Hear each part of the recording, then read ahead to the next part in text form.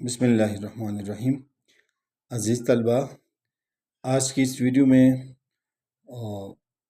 جماعت نحوم کی اردو نظم نمبر 4 اور شعر نمبر 3 کا مفہوم اور تشریح بیان کی جائے گی۔ بقیہ اشعار کی بھی تشریح کی جائے گی۔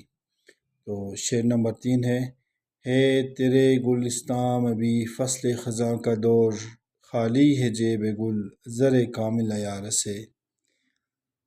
اس شعر کا مفہوم ہے تیرے گلستان میں بھی فصل خزاں کا دور ہے، پھولوں کا دامن خالص سونے سے محروم ہے۔ تشریح طلب شعر میں شاعر کہتے ہیں کہ قوم و ملت سے کنارہ کشی اختیار کرنے والوں کے لیے ہمیشہ کا زوال ہے۔ ٹہنی سے علیحدہ ہونے والی پھول کا دامن بھی زر گل سے خالی ہوتا ہے۔ اس میں وہ چمک اور دمک نہیں ہوتی جو ٹہنی پر لگے ہوئے وقت میں ہوتی ہے، وہ بھی آہستہ آہستہ مرجھانا شروع کر دیتا ہے۔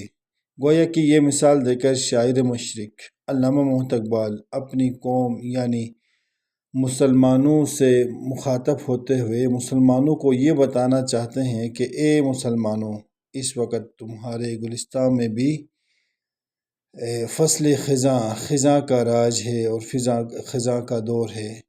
اس کی وجہ دین سے دوری اور آپس میں نا اتفاقی ہے۔ تم نے اللہ کی رسی کو مضبوطی کے ساتھ نہیں تھاما ہے۔ بقول شاعر، دامن دیں ہاتھ سے چھوٹا تو جمعیت کہاں، اور جمعیت ہوئی رخصت تو ملت بھی گئی۔ اس خزاں کے دور سے نکلنے کا ایک ہی طریقہ ہے کہ آپس میں اتحاد اور اتفاق ہو۔ اتحاد ہی ایسی طاقت ہے کہ جو دوسری قوموں پر فتح یاب ہو کر سکتی ہے۔ ہمیں اس وقت اتحاد کی اتنی ضرورت ہے جیسا کہ پہلے کبھی نہیں تھی۔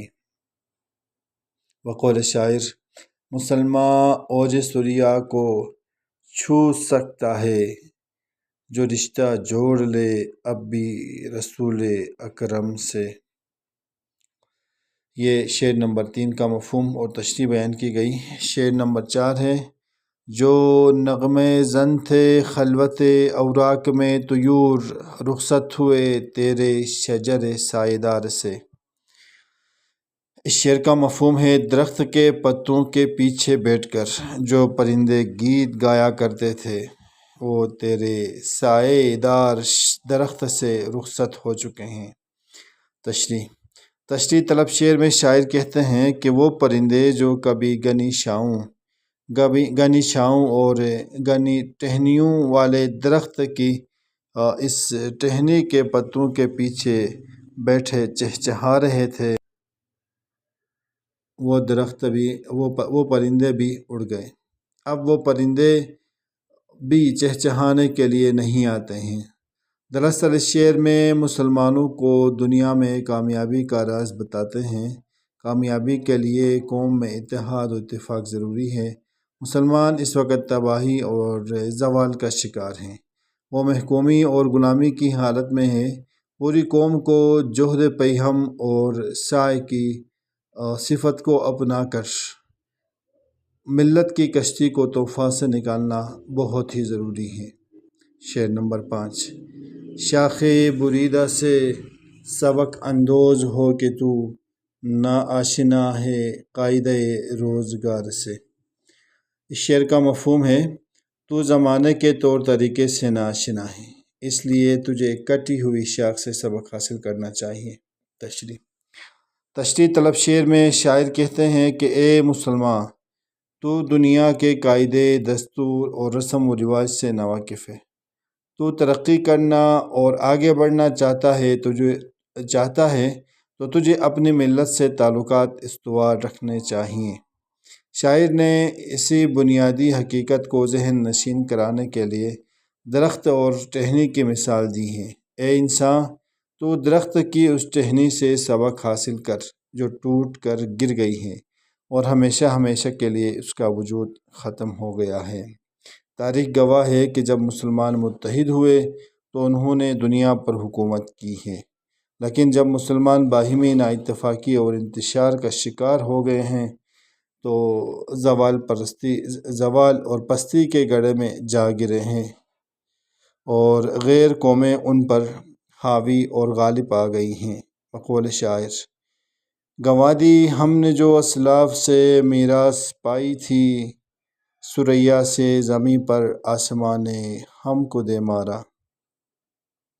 آج بھی مسلمانوں کے دوبارہ ابھرنے کا ایک ہی ذریعہ اور ایک ہی سبب اور ایک ہی وجہ، وہ باہمی اختلافات کو پس پش ڈال دیں، باہمی متحد ہو جائے، باہم متحد ہو جائے اور دشمنوں کے مقابلے میں سیسے پلائی ہوئی دیوار بن جائیں